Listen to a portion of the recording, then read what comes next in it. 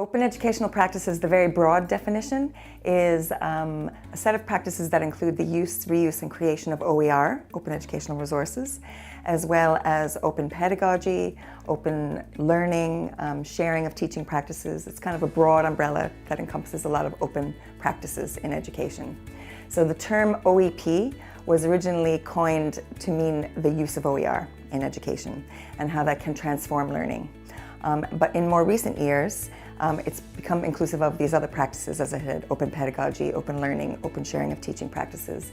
And although in the beginning, perhaps OEP was thought of as very tied to the use of OER, now what we are finding is sometimes people begin with open pedagogy or open sharing of teaching practices and then find their way to using OER. So they are supportive of one another, OEP and OER. Probably the furthest end of the spectrum of open educational practices would be use of open pedagogy, where staff are not only using and creating OER, but having their students do that also. So they're modeling open practice and helping their students to develop open practice. I often like to explain the use of open educational practices as a way of engaging with participatory culture. So many of the educators who use OEP are really trying to help their students engage in participatory culture, so creating knowledge and culture with their students, not just disposable assignments, as some people say. So students who are creating open educational resources as part of their assessment will share those amongst the class. They will be assessed as part of their university module, but they're also sharing those, as I said, with wider communities, so they can have much more impact. So their students can share the work on the WordPress blogs and thus connect with the world. So perhaps their future professional learning professional communities, but also with the actual communities in which they live.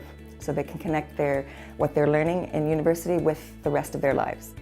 And students are developing not just the skills, but networks that they can take beyond their experience within higher education. What my study found is many academics find their first open practice through their research. So they're sharing their research openly on different platforms and realizing how developing personal learning networks and research networks amplifies their learning, and then wanting to share some of those practices with their students. It is both energizing and liberating and also challenging. So one of the challenges, and certainly something that came through strongly in my own research, was that if there is no policy or supportive framework in the institutions within which academics work, the lack of policy can often speak very loudly to people.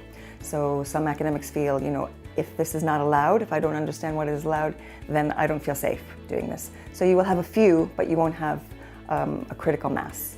So I think this is really, really important, the importance of open policy.